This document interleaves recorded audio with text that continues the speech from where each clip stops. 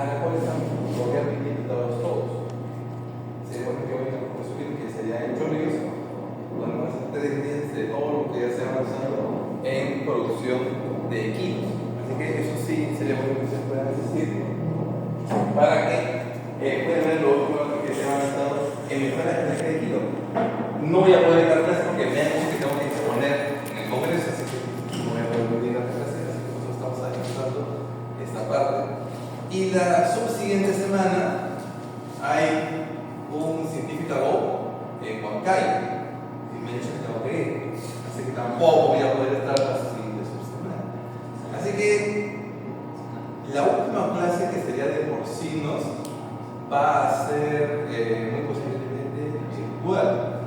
El examen de prácticas va a ser una incógnita, todavía no sé si tomarlo con un profesor que ponga en clase o tomarlo vía virtual. Todavía estoy viendo cómo hacer para la semana 15, porque no voy a estar, de repente un profesor lo ve por ti. O, en todo caso, sería de forma virtual. Ya, una de las dos formas voy a ver cómo que se puede hacer. Y la clase pendiente, que sería porcinos, sería virtual. No sé si será el mismo día, a la misma hora, porque como está en ese negocio de fomento de la carrera, realmente tendrá que ser en otra fecha, un sábado o domingo, no posiblemente. Pero va a ser así. Así que hoy día, nuestro último día que vamos a ver. De acá en la cosa está. Bueno, ya ni siquiera sé si yo tomaré el final, porque depende ya de la universidad quien tome este examen. Así que, buen día. Vamos a hacer por favor, si pueden ir al congreso de equinos de la próxima semana, sería muy bueno. De paso, tiene un puntito en el final. Sí, completito. No que voy a las 3 y me voy a las 4, no, completito todo el congreso. Como asistencia al inicio, como asistencia. Uno de los 3 días, principalmente el miércoles, que es como, porque cuesta, pero sería bueno que vaya para que miércoles, jueves y viernes. ¿Ya? Entonces, hoy día vamos a ver la parte de vacuno de carne y doble propósito. Es lo que vamos a hacer en este caso. Para lo que viene a ser vacuno de carne y doble propósito, vamos a ver aquí los principios mejoramientos que tienen vacuno de carne y doble propósito, y acá trabajamos bastante doble propósito. Las principales razas con las que se trabaja, beneficios del criollo y sus principales caracteres con su parámetro genético. Ya en el otro salón, cuando vamos a la parte práctica, vamos a ver los sistemas matemáticos caracteres y interpretación de catálogos. Es algo que se ve en la actualidad. No es tan masificado como el ganado lechero, pero sí existe. 20 pastillas de todos los de carne y también las 20 pastillas de costo. ¿Qué tenemos que saber con ese punto? Pues ya hemos visto un poco la parte de ganado lechero. Así que ahora toca aplicar lo mismo, pero netamente en vacuno de carne, que en este caso lo que nos interesa es mejorar en la parte del rendimiento de carne, los pesos de los animales, para tener mayor venta de volumen de carne. Entonces, al finalizar, vamos a poder analizar y discutir los factores que hay que tener en cuenta para la implementación de un plan de mejoramiento genético en vacuno de carne y doble propósito. Vamos a ver en esos dos casos. Obviamente vamos a ver en qué caso trabajamos más con otro. De su propia experiencia, ¿todos acá consumen carne? Todos son carnívoros, ¿no? ¿Un vegetariano vegano? ¿Vegetariano? ¿No? Perfecto. Entonces, todo este público en este salón, el 100% de la población consume carne. Por esa razón, debido a la demanda en lo que es el consumo de carne roja, hay una oferta de la carne roja, que es carne de vacuno. Por supuesto que no solamente nos preocupa el volumen de carne, sino también nos interesa la calidad de esa carne. En la actualidad, cuando uno va al mercado y compra carne, pues como yo, como todo mortal, común y corriente, cuando vas a pedir carne, ¿qué carne compran ustedes normalmente en el mercado? No digo supermercado, digo el mercado de verdad, ¿no? El mercadito José Olaya, el número 2. ¿Qué carne compran ustedes? ¿Qué corte? Hay un mercado, estoy hablando con gente adulta, sabe cocinar, supongo, así que imagino que en el mercado, cuando uno va al mercado a comprar su carnecita, para ustedes aunque sea, ¿qué tipo de corte piden? El más común. ¿Ah? Corte filete. Sí, por fileteado, tal cual. ¿Ah? Claro, no es. Ah, su lomo fino, qué fina. Ya, perfecto. Le encanta el lomo fino y solamente pide el lomo fino. Pero los mortales como yo, lo más común, nunca piden bistec. Bistec no es lo más común, recuerda, bistec de cadera, tapa de cadera, no es lo que normalmente se consume, ¿no? Bueno, la gente que usa lomo fino, excelente, el que puede, excelente, se puede comer su lomo fino. Pero normalmente se vende más el bistec porque es la parte de la tela que más se va a comercializar. Hay más volumen en ese sentido. Claro que hay cortes mucho mejores y que van a costar más. ¿Cuánto es el kilo de carne? ¿Kilo de carne cuánto está? 14. Bien barato, ¿eh? No, 14 no está. Actualmente el kilo de bistec, ¿cuánto está más o menos? Depende del mercado y también cuando te ven la cara, ¿no? 25, 28, 30, ¿no? Si vamos a un supermercado le cuesta pues 35, 40, 50, dependiendo del tipo de corte y la edad del animal.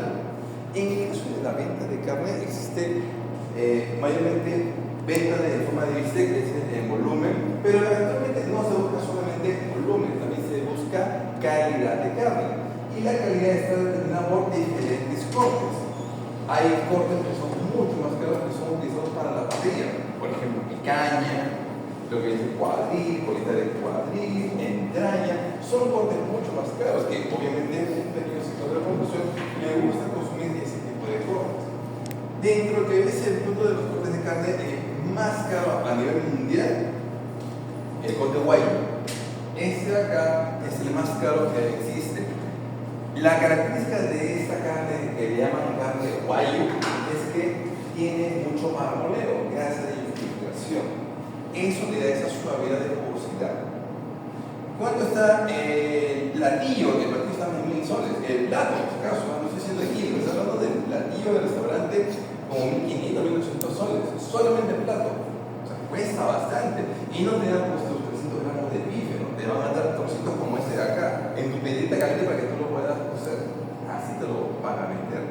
Claro que para poder consumir este tipo de corte es para gente que realmente sabe de calidades de carne. Es el más caro que hay en la actualidad. ¿A qué sabe? Bueno, según lo que me han dicho, sabe a como si consumieras mantequilla. Mantequilla con un poquito de carne, porque tiene toda esa grasa infiltración que hace que sea lenta y lo hace suave. Claro, es más un gusto más adquirido para la persona que le gusta tener una carne con bastante marmoleo. Es muy suave, muy jugoso, sabe como mantequilla cuando lo consumes y lo sellas en tu piedrita a tu gusto, ¿no? Porque eso es lo que se hace en el consumo de ese tipo de corte. Yo como buen profesor moriré pobre, así que jamás voy a poder probar esto, así que dudo mucho que yo lo pueda probar, a menos que ustedes me inviten un día. Acuérdense, su profesor cuando sea ministro, viceministro, aunque sea para probar un poquito de corte guayo, pero si de acá es que más se va a desear. Hay un mito que mucha gente pensaba de que los animales, que mayormente son de la raza Kobe, de donde saca ese corte, pensaban que los animales los masajeaban en la mañana, les daban agua embotellada, foraje fresco, recién cortado, cama de agua, aire acondicionado, despertador con una arpa dorada, y le ponen una cuenta en la noche. No, todo eso es mentira. Toda esa parte es un mito. La razón de todo eso, claro que hay un buen ambiente, porque está la parte de la alimentación, pero para lograr eso tiene que ver mucho la parte genética. Por muchos años se ha hecho una selección y un mejoramiento para lograr ese tipo de marmoleo de la carne y gracias a eso que se tienen ya los guayos. Así que eso de que nos masajean y le cuentan cuentos al torito antes de dormir, no, eso no tiene, es ambiente sí, pero no tiene que ver mucho con eso, es más el efecto genético. En lo que se refiere a la crianza de ganado de carne vamos a ver en diferentes ambientes. Vamos a tener una crianza de ganado de carne en sistema intensivo o sistema semi-intensivo. Lo que más tenemos acá en Lima, por ejemplo, es el sistema intensivo. En condición de campo, ahí tenemos más al posterior en la sierra de Carcel.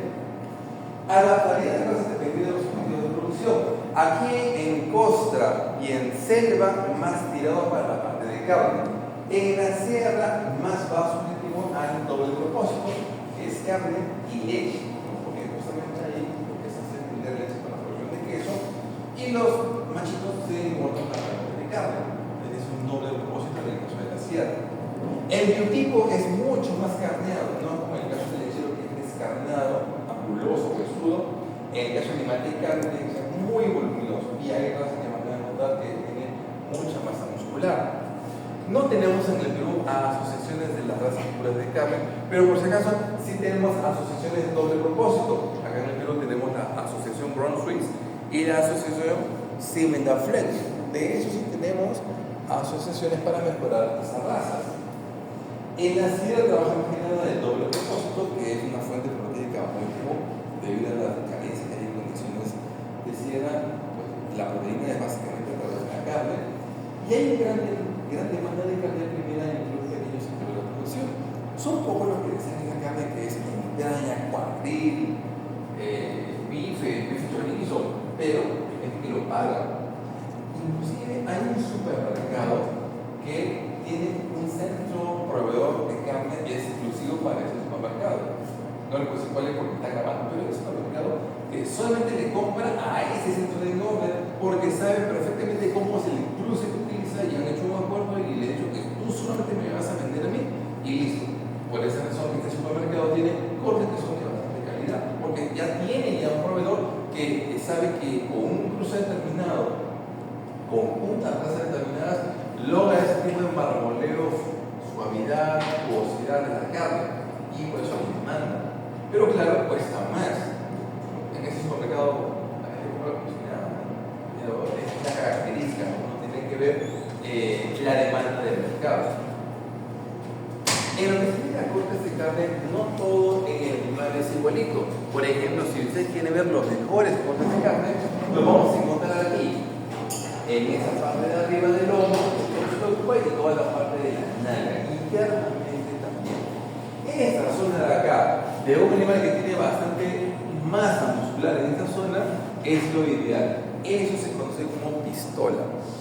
El día sábado, por si acaso, es el concurso de ganado de engorde de carne, Fongicarne, el orín. Vayan, si a ustedes les interesa mucho la parte de ganadería, ahí van a ver las razas de carne que vamos a ver en foto y van a poder ver cómo el juez clasifica y le da como ganador a ciertos toros dependiendo de lo que tenga aquí en crecimiento de carne. Es lo que le llaman la famosa pistola. Un toro con una pistola, ya, significa que tiene muy buen crecimiento de masa muscular en toda esa parte de carne de primer.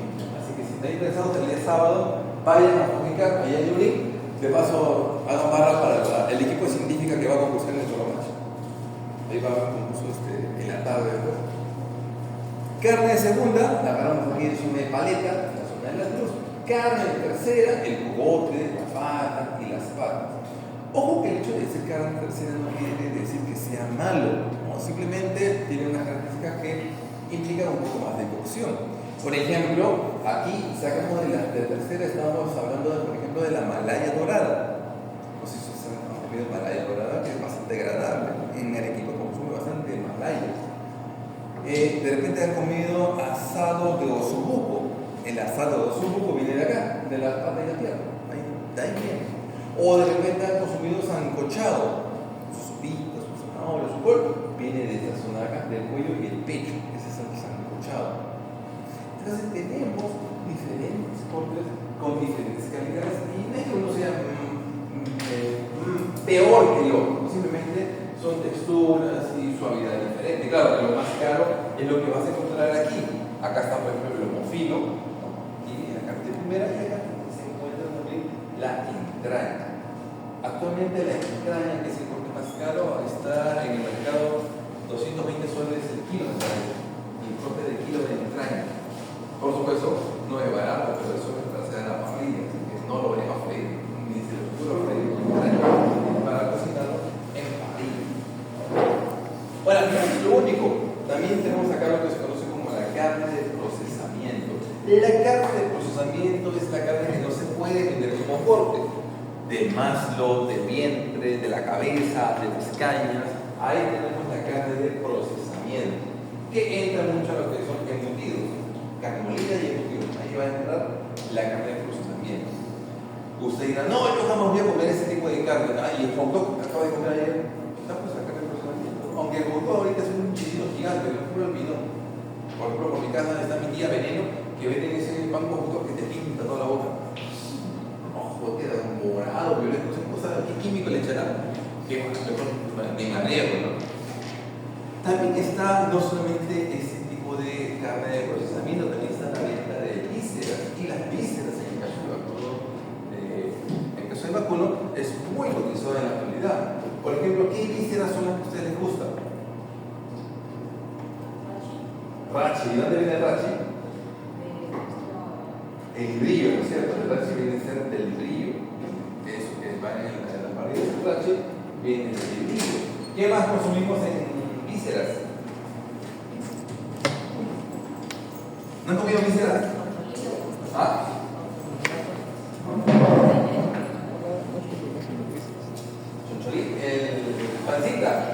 Pancita de intestino. El intestino lo lavan bien, lo pican, y le dan la pancita. ¿Qué más hay? Hígado descebollado, hígado apanado, hígado frito. Eso también. ¿Qué más hay? Mientras no te apasionan. ¿Qué más tenemos? ¿Ah? El vaso. Se consume también el vaso. En la parrilla también lo preparan. El riñón. En la parrilla también se consume el riñón. ¿Qué más? Lo que les encanta del viernes que son criolla. En cartilla. ¿Ah? Con el corazón, ¿qué hacemos? Porque eso es anticucho, ¿no? Con el corazón lo pican bien y ya está anticucho. También tenemos, ¿han probado el pulmón? ¿En qué lo preparan? Chanfainita, con sopa seca, eso también riquísimo. ¿De dónde viene el caucao? El mondongo, ¿no? La parte del rumen, ¿no? Es el mondonguito italiano, el caucao. Hay gente que le dice, ¿cómo te va a gustar esa toallita mojada? No, es bien rica, de verdad, es buenaza. No es que no te guste el caucao. Un día te voy a invitar a un caucao ahí. Ojalá, si no por el caucao. Entonces, en lo que se refiere a vísceras, también tenemos una gran variedad y hay mucha demanda. Y se aprovecha todo. No sé si han ido a Cusco, en el mercado que está en la Avenida del Sol de Cusco, ahí al final, ahí venden gelatina de pata. Todavía se sigue vendiendo las antiguas gelatinas de pata, porque como la pata, la pezuña tiene colágeno, ahí te va a ser su hervido, salga todo el colágeno, lo dejan enfriar y sale la gelatina de pata. Antiguamente se hacía así, la verdadera gelatina. Claro que ahora todo es el sobre, ¿no? Pero por si acaso, ahí pueden encontrar ese tipo de producto de vísceras. Podemos sacar todo eso del animal. Claro, esta es una nomenclatura uruguaya, pero es muy parecido a lo que tenemos acá. Acá dice el pecho, pero acá tenemos lo que se conoce como el sancochado. ¿De dónde viene cuadril, colita de cuadril, picaña? Esta zona, justo la zona de la pistola. Por esa razón, creo que nosotros queremos que esta zona sea lo más voluminoso posible, porque ahí está la mejor calidad de carne.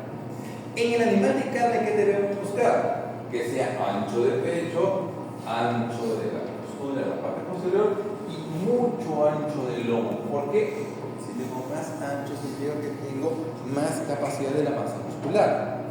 En lo que se refiere a la altura, no importa mucho la altura de la cruz, importa la altura de la cadera. Aquí interesa esto, porque si es más ancho y es más alto, tengo mayor cantidad de masa muscular. Eso es lo que interesa en el caso del ganado de carne. Recuerden que para ganado de carne lo más importante es que sea lo más nalgón que se puede. Chicas, recuerden, de contra nalgón tiene que ser. Si no, no vale. El de carne tiene que tener esa característica bien redondeado. Inclusive hay razas de toros que a la nalga le sale otra nalga. De verdad, el cuatro nalgas, ese toro, pues, el azul belga, que le dicen que cuando está así tiene buen calzón. Vayan el sábado a fornicar y van a escuchar pues, ese toro tiene buen calzón, porque le sale a la nalga otra nalga, bien voluminoso y hasta parece que se está cayendo, es un calzón caído, por eso dice que tiene buen calzón. En profundidad, ahí me interesa que sea lo más profundo posible, porque acá agarro más la parte de carne en la zona de costilla, cogote, aquí el cuello y hombro, acá está el sancochado.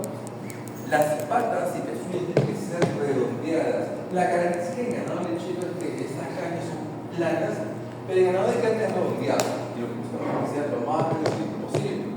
Desde el punto de vista índice reproductivo importa la circunferencia frutal y el tamaño del prepucio. Eso importa para ver lo que es precocidad. Y la precocidad justamente indica qué tan rápido va a llegar a la puerta para comenzar a dar crías.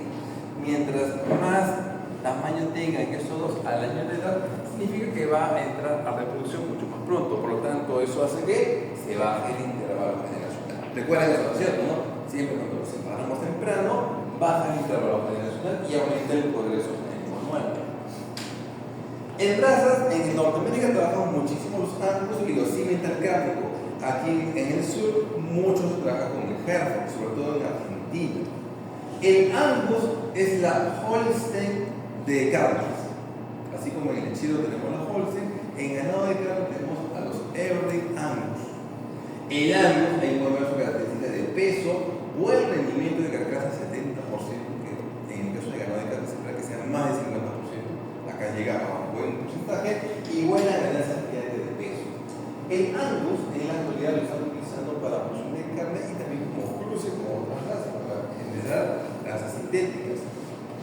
Hay una variedad que es el Red Angus, el Angus rojo, que lo único que cambia es el color. En realidad le da una carne un poco más clara, pero eso ya depende de gustos. En Brasil, por ejemplo, trabajan mucho los Red Angus. Acá en el Perú tenemos Angus negro. Porque el ambiente es para que tenga más resistencia departamental.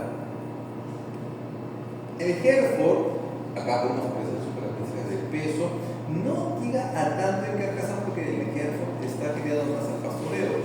Por eso que carcasa y ganancia diaria de peso es un poco menor, porque está ocupando energía para caminar y eso hace que no tenga tanto rendimiento. Pero es muy utilizado en la actualidad en condiciones de crianza en Argentina. En la Patagonia Argentina, ahí van a encontrar un montón de carne. Si ustedes van a un restaurante argentino o compran carne argentina, es casi seguro de que tiene Hereford o cruce con Hereford. Es una característica que tenemos en esta raza que tiene muy buena resistencia y buena durabilidad y ganancia en condiciones de pastoreo. El azul belga es el que le decía el cuatro nalga. Miren, vean, acá está. A la nalga se otra nalga. Bien caído que está este calzón. En el caso de azul belga tiene algo bien curioso. Bueno en carcasa, bueno en ganancia de peso, pero tiene la inhibición del gen para miostatina. Todos los mamíferos tenemos un gen que se llama la miostatina. ¿Qué es lo que hace la miostatina? Frena el crecimiento de masa muscular. Si no tuviéramos este gen, todos seremos muy musculosos y eso no va de la mano con la parte del crecimiento del mamífero. Pero en la azul belga, este gen está inactivado en ciertas zonas. Por esa razón, van a ver que justo en esa partecita que está acá, tengo mayor crecimiento de masa muscular, lo que permite mayor volumen de carne y mayor venta de carne de primero. En el caso del macho no habría ningún problema que lograr ese tipo de hipertrofia muscular. Pero ¿cuál es el problema con la hembra? ¿Qué problema me trae con la hembra? Dificultad del parto. Ahí se problema. Por eso en el caso de las hembras azul belga no la van a ver así, por si acaso van a ver un poco más jodida porque hay que forrajearla más para que no tenga tanta masa muscular y que al momento de la cría pase por el canal pélvico sea mucho más fácil y no tengamos caso de parto vistoso. El Charolais es una raza francesa, tiene las mismas características que el Hereford, ni siquiera como los datos, pero la diferencia está en que es un color blanco enmascarado. Charolais, acá en el Perú ha pegado bien, en Lima tenemos cruce con Charolais, inclusive en Lurín, si van a ir a van a encontrar a las Charolais, que son una raza francesa bastante utilizada. El Blond d'Aquitaine también es una raza francesa. Yo no hablo francés, yo estoy pronunciando como está. El Blond d'Aquitaine. El Blond está en el Perú desde el año 2002. Se promocionó a través de la embajada de Francia. Y esta raza tiene una gran ventaja en rendimiento de carcasa, 75%. En este caso es la raza que tiene mejor rendimiento de carcasa en promedio. Buena ganancia de peso y también los pesos de nacimiento desde el año. Una gran ventaja que tiene el Blond es que la cría cuando nace de esta raza nace solamente hueso y piel. Es muy delgada. Y Y al ser una cría muy delgada, favorece que el parto no sea difícil. Por esa razón, en algunos estados lecheros, aquí en la cuenca de Lima, para buscar la última lactación de la vaca Holstein y no preña con semen de Holstein, pues lo que hacen es meterle semen cárnico. En esos casos el blon también. ¿Por qué le ponen el blon? Porque cuando la cría nace no nace muy grande, nace bien delgada y pasa por los canales de la Holstein. Y lo otro, que la cría que van a hacer la voy a vender para carne o la voy a engordar. No quiero mucho la parte de la cría, pero lo que nos interesa aquí es que la vaca tenga una última lactación. Y por eso insemina con blon. Ha pegado bastante bien esta raza y es bastante utilizada. En razas cebuinas de carne tenemos por ejemplo ahí al Nelore. En las razas cebuinas son más chicas, no son tan grandes porque justamente recuerden que es más en un clima tropical. Orejas largas, su jiba, su área superficial de la piel le permiten tener mayor resistencia a condiciones de trópico. Claro, eso favorece la parte tropical, pero lo que hace peso, no tiene tanto peso de crecimiento ni tampoco tanto peso de estéreo. En el horno es una opción, pero la que más trabajamos para la parte de carne es el Brahman. Brahman es el cárnico preferencial para condición de trópico, condición de selva. Buen peso de nacimiento, peso de este, peso del año, buena ganancia de peso y se puede utilizar como cruce para otras razas, como por ejemplo el Angus. Cruce del Brahman con el Angus nos da el Brangus. Y el Brangus ya es una raza sintética que se empieza a utilizar. También tenemos el Beefmaster, tenemos el Santa Gertrudis, que todos son cruces con Brahman.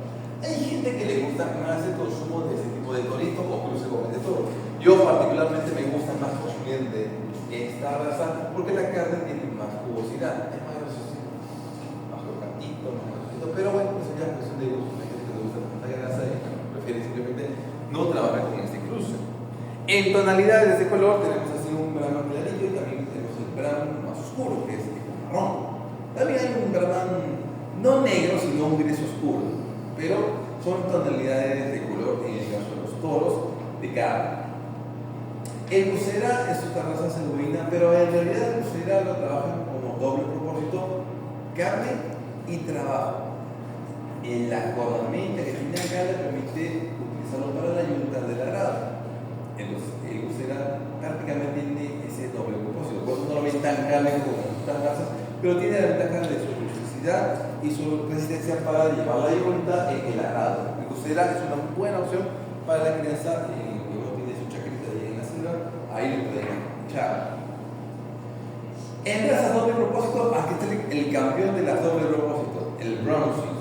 En el Brown Swiss ahí tiene su característica de peso, ganancia de peso, no es mucho rendimiento de carcasa porque recuerden que tiene el componente para la producción de leche.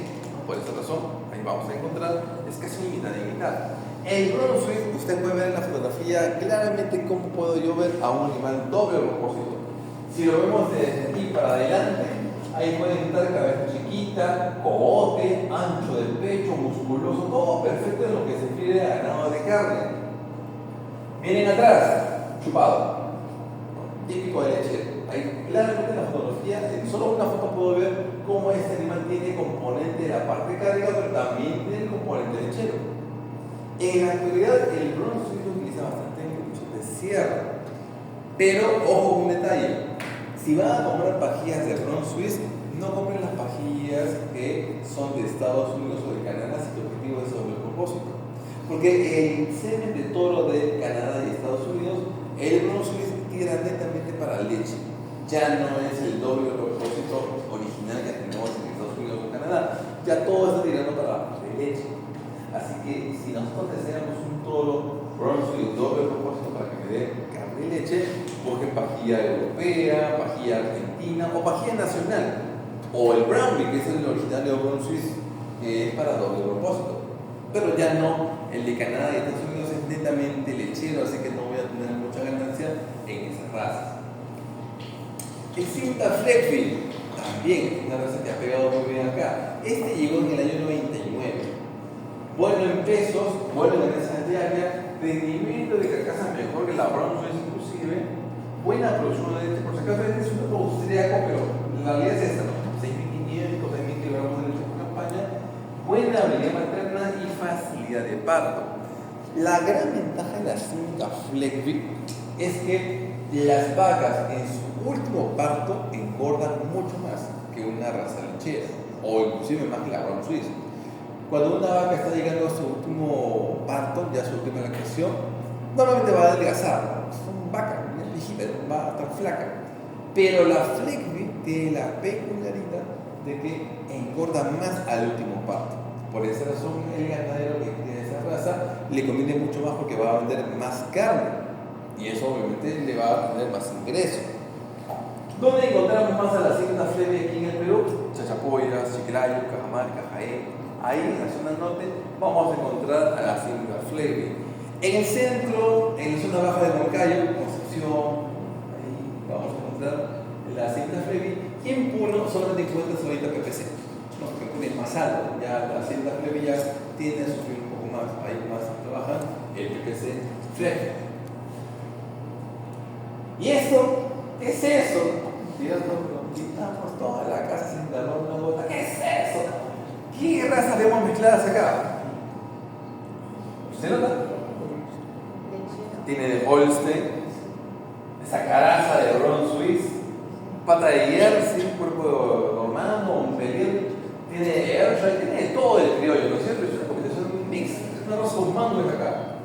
Uno podrá pensar, bueno, el criollo es chiquito, no tiene mucha función, no lo podemos aprovechar. No, espera un momento.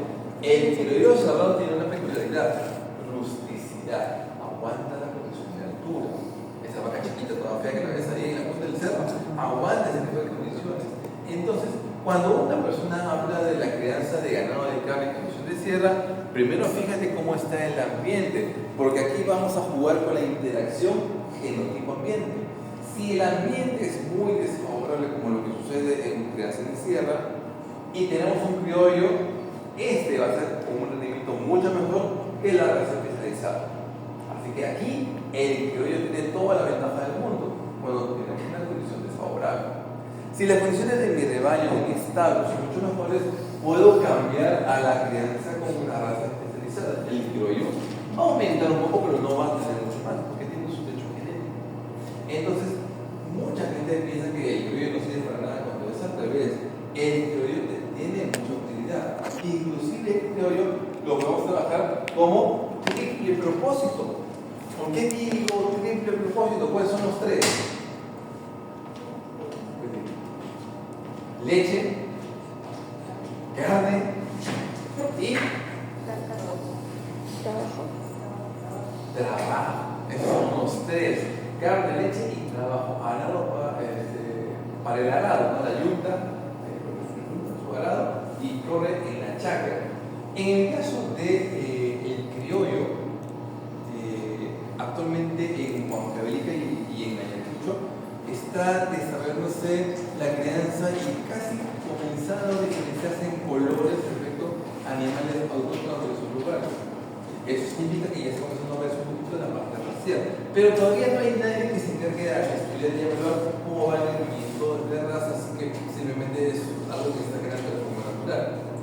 Si uno de ustedes por ahí quieren más saber estudiar el criollo, meterse ahí en el campo a la sierra y ver cómo está su rendimiento para comenzar a definir ya una raza especializada. ¿Se puede tener acá en el Perú raza especializada creada propia del Perú? Claro que sí. En España, miren, los españoles que son de contrarregionalistas, cada región tiene su propia raza. Y eso ya está certificado y está con su pérdida de esa raza autóctona. Una de las razas más conocidas, ganado de línea. ¿Para qué utilizan a este? Corrida de toro, ¿cierto? O el para el toro macho, ¿no? La vaquilla es para el toro macho, lo que van a ver el día sábado, este es un toro macho. Otra que es bastante utilizada, la limusina. Bueno, ese ya se dan cuenta porque le dicen limusina, ¿no? Es un animal muy largo, favorece bastante en la parte del crucificado. Acá en el Perú tenemos, por ejemplo, andaluzas. Parece una lidia, ¿no? Pero es negra simplemente, no tiene la bravura que tiene la de lidia. Esta andaluza también es una raza regional, así como todas las que vemos acá. Cada región crea sus propias razas y ese tipo de especialización de una raza particularmente aquí en el Perú también se puede hacer. Lamentablemente obviamente pues adolecemos de registros y no hay quien se encargue de todo eso para poder tener ya definido una raza peruana. ¿Se imagina si la científica hace eso? Raza científica. Sería un golazo. Mejor marca que eso no puede haber, ¿no? Imaginen que los alumnos de la científica crean su propia raza de ganado vacuno. Bueno, alguien que se interese en la parte de ganado vacuno. ¿Qué caracteres utilizamos principalmente en lo que es ganado vacuno? Principalmente los pesos. En este caso, cuando hablamos de los pesos, estamos hablando de peso de nacimiento, peso destete y peso al año. ¿Eso qué implica? Implica que uno quiere ganar mayor en la parte de peso, pero mucho cuidado, en ganado de carne, en peso de nacimiento, yo quiero bajarlo. Peso de subir y peso de año subir. ¿Por qué el peso de nacimiento lo bajamos? ¿Por qué creen que en ganado de carne seleccionamos para menor peso de nacimiento? Exacto, por el parto. En el caso de ganado de carne, en el doble propósito no, en el ganado de carne se seleccionan los toros reproductores por su mérito genético, peso de nacimiento negativo. Eso es lo mejor, porque si no tendría problemas de parto. En lo que se refiere a peso destete y peso niño, eso sí lo queremos aumentar. Cuando comparamos el peso al destete, acá hay que corregirlo a 205 días. ¿Por qué? Porque cuando se desteta más o menos unos 6 meses. Pero cuando se desteta, no destetamos a cada torito, a cada ternero a los 6 meses. Se desteta todo un potrero o todo un corral de terneros. Eso significa que algunos van a tener 250 días de edad, otros tendrán 190 días de edad. Para poder comparar el peso del destete adecuadamente sin ese sesgo, lo que se hace es aplicar una fórmula matemática que vamos a ver más tarde en la clase de práctica, que ajusta a 205 días. O sea, lo que equipara todo a un solo peso, y ese es el que vamos a utilizar. En el peso año ocurre lo mismo. Cuando vamos a vender para carne, se vende al año, pero también vendes todo un corral para que entre todo el camión que sea más barato, no gasto por cada animal. Igual, cuando comparamos los pesos, no lo comparo así. Lo que hacemos acá es ajustar todo a 365 días, porque vamos a tener algunos animales que tienen 400 días, otros tienen 320 días, y cuando compara, obviamente que es injusto, porque el que tiene más edad tiene más peso. Por eso se ajusta todo a 365 días para hacer una correcta comparación. También tenemos altura de la cadera, composición índice, pero esos son los caracteres que más utiliza el propio ganadero para cosas muy puntuales. Lo primordial son los pesos, lo que más vamos a encarnar de carne. En carcasa también tenemos otros caracteres. Rendimiento de carcasas tenemos por lo menos 50%. Marmoleo es la gran diferenciación que vimos en la primera imagen, esa famosa carne de guayo. En marmoleo está muy relacionado con la ternura de la carne, el sabor y la jugosidad. Actualmente se busca que la carne tenga marmoleo, por si acaso, porque normalmente no vamos a encontrar eso. En lo que se refiere a ojo de bife o el área de ojo de bife, indicador de la cantidad muscular de la carcasa. Imagino que alguna vez han comido un churrasco, ¿no? Imagino que es un hueso, un L, ¿no? Una L, la vértebra con la apófisis, en el churrasco, y ahí en esa L tenemos la carne. Cuando tenemos entre ese huesito de churrasco tenemos más volumen de carne, es indicador de mayor cantidad de carne o rendimiento de carcasa. Si tienen ustedes su churrasquito, su huesito, y ven que hay una carne como una laminita, como lo que me dieron el comedor la semana pasada, una miseria, significa que el animal no ha engordado bien, o sea, no llegó a todo su engorde. Tiene que haber todo un área bien clarito de masa muscular, que es el famoso área de ojo de bife. También se conoce como ribeye. En inglés se llama ribeye, área de ojo de bife, o también llamado ojo de bife. Acá tiene que ser siempre para grasa. El espesor de grasa es el indicador de la grasa en la parte dorsal. Aquí vamos a tener siempre algo de espesor de grasa, pero no tiene que ser mucho, porque recuerden que están pagando por proteínas, por kilo de carne sin grasa. Este de acá tiene que ser bajo. La ternura no tiene que ver con lo cariñoso que es un torito, no tiene que ver con eso. Hablamos aquí de la palatabilidad de la carne, la suavidad, la jugosidad. Eso de acá hoy en día es hay como que lo miden como objetivo, pero más es un término subjetivo, cómo está el sabor, su palatabilidad. Pero eso también depende de la cocción. Seguramente ustedes, la mayoría, come su carnecita bien cocida o 3/4. ¿Alguien acá consume término medio? Nadie consume término medio. Cocción azul. ¿Saben lo que es la azul? ¿Nadie acá sabe cómo es la cocción azul? Una idea. En algunos lugares hay gente que le gusta la cocción azul. El bife, o la chuleta o churrasco que tienen ahí, lo ponen en la parrilla, en la pasadita, lo voltean y al plato. Solamente lo sellan, nada más, es todo. Le gusta que llegue el plato ahí con lo corta sangrando ahí, así lo puede salvar. Eso es la cocción azul. Claro que obviamente es cuestión de gusto, porque la carne es muy suave, pero también te demora más en digerirla, eso te va a costar. Pero si van a hacer eso, confíen o que sea carne de confianza, que sepan dónde viene, porque de repente por ahí viene un quiste salado, ¿no? Te contaminas con un parásito, ¿no? Así que hay que tener mucho cuidado con ese tipo de carne que se consume así media cruda. Yo para asegurarles siempre pido 3/4, término medio al que le gusta rosadito. Eso también ya depende del gusto. Acá tenemos la medición del espesor de grasa dorsal y acá tenemos el área de ojo de bife. En el caso de que yo tenga mayor área aquí, es indicador de mayor rendimiento de carcasa. Ahora, hay un detalle acá. Tengo un toro candidato, un toro de carne. Vamos a evaluar en la carcasa o vamos a evaluar el área de ojo de bife. Ya, lo simplificamos, medimos el área de ojo de bife. Perfecto, de todos los toros que hemos notificado, este es el mejor. Pero ya lo maté. Ya no puedo hacer nada, ya maté al toro. Entonces, para poder evaluar al toro por su rendimiento propio, no es tu mejor opción. ¿Lo puede evaluar a través de los hijos? Claro que sí. En lugar de matar al toro candidato, sacrificamos a los hijos. Pero podría irse a algún hijo que sea buen candidato de reemplazo. Así que en la actualidad, para evitar tener que sacrificar al toro o a los hijos del toro, lo que se hace es aplicar ultrasonografía. Le pasen el transductor encima de la segunda y tercera costilla. Aquí en la pantalla delimitamos cuál es el área de ojo de bife y esto nos da indicador de carcasa. Entonces, en la actualidad, la ultrasonografía tiene mucha ayuda en los planes de mejora genética. ¿Cómo seleccionan por rendimiento de carcasa? Ah, ya, perfecto. Pasemos el traductor a todos sus hijos. Ya no necesito sacrificarlos. En vivo lo podemos hacer.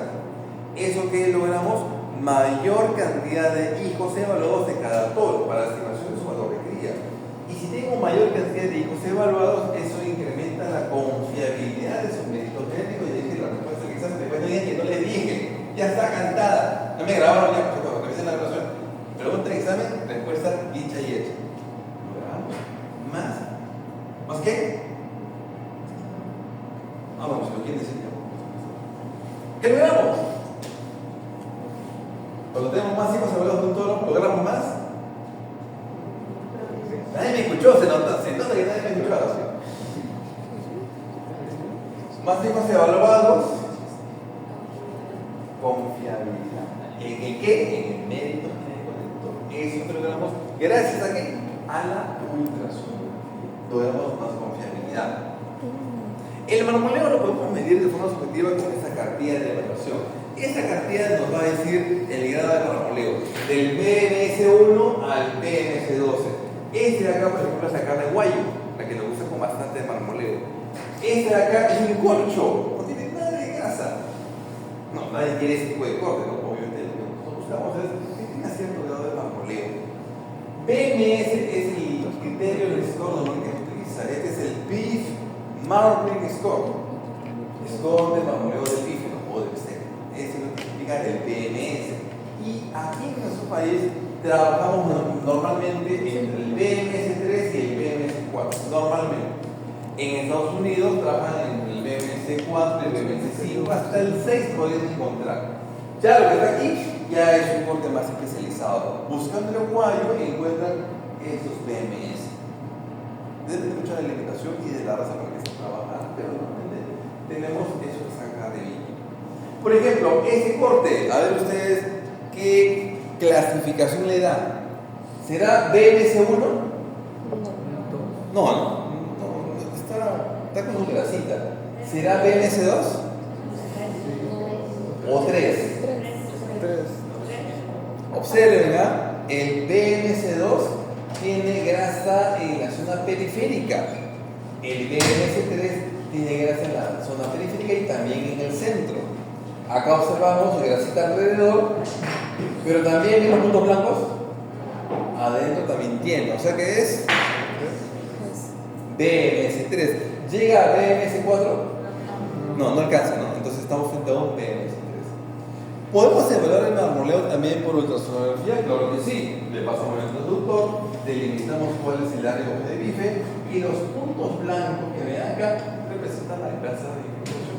Y de esa forma. ¿Cómo se llama ese examen? ¿Cuál? Ese examen. Ultrasonografía. Ultrasonografía. O también le llaman ecografía, ¿no? Pero el término correcto es ultrasonografía. Le pasa el traductor del ecógrafo y listo. Ahí tenemos el ecógrafo, nuestra imagen de área de ojo de bife. Y esos puntitos blancos representan la grasa de infiltración, que es lo que determina el marmoleo. Ya le pedimos a la máquina que nos arroje el área en píxeles y listo, ya tenemos la referencia con lo que son estos scores. En parámetros genéticos, acá tenemos algunos valores de heredabilidad en el Angus para caracteres de crecimiento y de carcasa. No hay muchas correlaciones, acá tenemos más la parte de heredabilidad.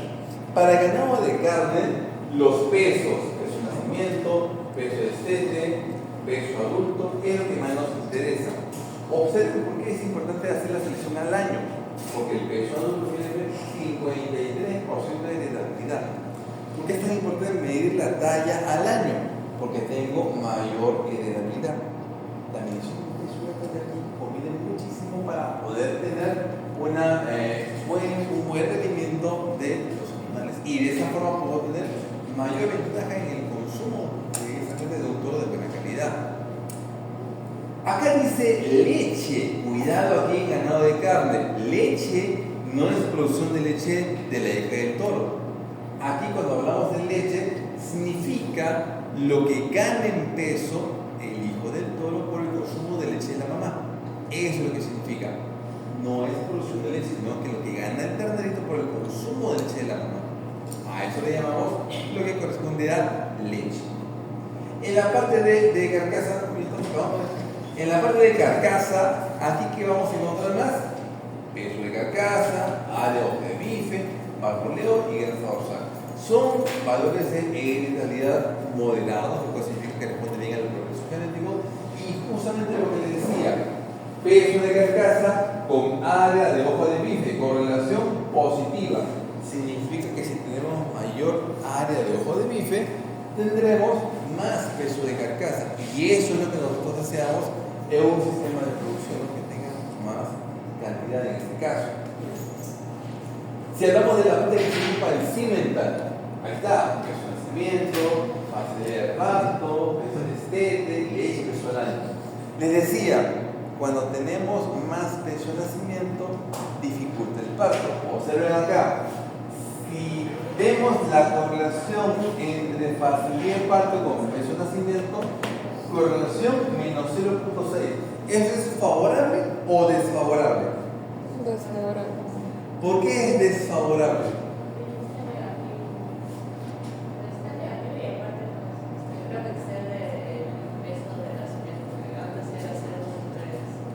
A ver, primero, la correlación es alta, ¿no? 60% es bastante alto. ¿Y el signo negativo qué me indica? Entre esos dos caracteres. ¿Qué pasa si aumenta el peso de nacimiento? ¿Qué pasa con la facilidad de parto? Baja, ¿no es cierto? Y no queremos eso. Por si acaso, en ganado de carne, facilidad de parto sí es facilidad de parto. Por si acaso, no es como en el lechero que le dicen al revés, ¿no? Pero acá sí, facilidad de parto sí es facilidad de parto y tiene una correlación desfavorable. Por esa razón, lo que nosotros queremos es bajar peso de nacimiento para que aumente la facilidad de parto. En Argentina yo conocía a un productor que hablaba de que en los animales no le importaba eso del peso de nacimiento. Todos los segmentos genéticos lo que él buscaba es positivo peso de nacimiento, positivo peso de nacimiento, positivo peso de nacimiento. Siempre. Y le preguntaba, ¿pero por qué? Si tiene más peso de nacimiento hay un problema de parto distóxico. No decía. Lo que él hacía con su rebaño en sus vacas, 20 días antes de la fecha probable de parto, lo que hacía era aplicarle prostaglandina. ¿Qué hace la prostaglandina? ¿Ah? ¿Y antes de eso? No, antes de eso. ¿Estás gestando? ¿Qué hace la prostaglandina? Cuando la aplicas a una vaca preñada. Antes de eso. Antes de la contracción. Apenas la aplico, ¿a quién matar? No mata al ternero, por acaso. ¿Qué es lo que apenas la aplico por prostaglandina? Desaparece. ¿Qué glándula desaparece? El cuerpo lúteo. El cuerpo lúteo es el que mantiene la gestación. Le aplicas prostaglandina y el cuerpo lúteo desaparece. Y al desaparecer el cuerpo lúteo, ¡guau!, desengaña el parto. Lo que hace el productor es aplicarle prostaglandina 20 días antes de la fecha probable del parto, porque así tendré un ternero no tan grande y pasa mejor por el canal pélvico. Pero él lo hacía porque la prostaglandina era barata, la conseguía o no sé qué cosa, pero para su rebaño le funcionaba. Acá no podía hacer eso porque es muy caro. Ahora, no crean que lo puedo hacer en cualquier momento. Profe, entonces para evitar más problemas, mejor se lo aplico un mes antes. Tampoco te puedes decir tanto, porque ¿cuál es el sistema que se madura en el último momento de la gestación? ¿El digestivo? ¿El hormonal? ¿Urinario? ¿Cuál es el último? Eso ya es fisiología, chicos, también que no lo saben, el veterinario que no sepa esto, o sea, busquen otra carrera. A ver.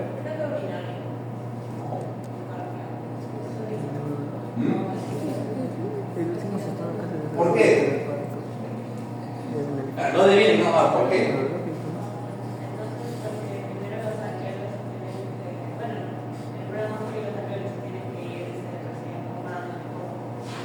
Los miocitos maduran al final. A ver, tocan el miocito 1, el miocito 2. Yo como ingeniero, no, es lo que me acuerdo yo. ¿Se acuerdan que la sustancia surfactante, la pleura, no? Todo eso es al final. ¿Alguien acá sí te mencino? Bueno, problemas de asma, citemecino. ¿Por qué? Porque el citemecino cuando nace antes no se desarrolla el sistema respiratorio, la sustancia surfactante, y tiene ese problema respiratorio. Eso sucede también con el ganado. Si le pones muy temprano, te termina teniendo problemas respiratorios y te puede morir de neumonía. Así que eso es algo que hay que tener en cuenta. Estamos utilizando el conocimiento de la fisiología, metiendo aquí en la parte de manejo, muy importante en la parte de carne. Pero por supuesto eso ya es el que lo aplica y adelante el parto, ¿no? Acá lo que hacemos normalmente es buscar menor peso de nacimiento para que la facilidad de parto sea mucho mejor. ¿Y qué pasa con bajar el peso de nacimiento? Mira, a ver, también baja peso el DCT y también baja peso el año, porque hay una correlación positiva. Pero constantemente la correlación no es 100%, lo que significa que puede encontrar toros con mérito genético positivo para peso el año, positivo para peso de DCT y negativo para peso de nacimiento. Es posible encontrar esos toros, pero la pajilla de ese toro no es barata, te va a costar más. Pero obviamente es una buena inversión porque vas a tener buen peso y va a nacer viva la cría, ¿no? Que es lo que uno desea. Así que en ganado de carne hay que tener bastante cuidado con eso. Finalmente, en lo que se refiere a ganado de carne, acá vamos a ver la aplicación de un gen. Les había mostrado hace un momento la raza azul belga. En la azul belga, ¿cómo se llama ese gen que está desactivado? Miostatina. Claro, esa es la pizarra, ¿no? Miostatina, ¿no? Ahí dice bien clara la miostatina. La miostatina está mutado, desactivado y hace que crezca mayor cantidad de masa muscular en ciertas zonas. Eso pasa en la azul belga. Los italianos tienen una raza que se llama la Marchignana. En esta raza que es de carne, lo que han querido hacer por procesamiento es fijar este gen de la miostatina mutado para que haya mayor crecimiento de masa muscular. Al hacer eso, ¿qué han logrado? han logrado pasar de esto, que es la raza local, a esta raza manchillana modificada, que como se dan cuenta tiene mayor cantidad de masa muscular a nivel de la nalga, que es justamente lo que caracteriza este ejemplo de la miostatina. Han logrado fijar este gen y ya a futuro se mantuvo en las siguientes generaciones. Ahí está. ¿Se cumple o no el equilibrio Hardy-Weinberg? ¿Se acuerdan de Hardy-Weinberg? ¿Para qué? No me sirve para nada. Hardy-Weinberg, no, acá está. Aquí está su utilidad. ¿Cumplió o no cumplió? Ahí está. P mayor que 0.05, perfecto, cumplió, se mantiene igual. La frecuencia fenotípica se mantiene constante en las siguientes generaciones. El equilibrio Hardy-Weinberg, podemos decir que ese gen se fija en la población. Ahora, de aquí en adelante, todas las crías que nazcan van a tener ese gen ya fijado que le permite mayor cantidad de masa muscular. Tengo entendido que los señores que tienen hipertrofia muscular a la medicina, creo que tienen dificultad de parto. Así es. Al inicio habíamos mencionado de que en el caso de la azul belga, las madres que tienen justamente esa característica hay que controlar su alimentación. Porque si a la madre la alimentas mucho, crece en la parte posterior esta masa muscular y el parto se te va a complicar. Por esa razón, siempre buscamos acá reducir el peso de nacimiento para que no haya problema de dificultad del parto. En ese caso, ¿cuántos días se tendría que adelantar el parto? 20 días. 20 días, sí. 20 días es lo que se puede adelantar el parto para que no tengas este problema. Máximo, claro, puedo hacerlo los 15 días, 18 días, 20 días. Si haces bien tu control, se puede hacer en ese momento, pero antes de eso, no, pasando 20 y tantos días, ya no se puede hacer. Así que hay que tener en cuenta, eso es más un aspecto de manejo, ¿ya? En lo que se refiere a la parte de el cuidado de la facilidad de parto. ¿Bien? ¿Otra pregunta?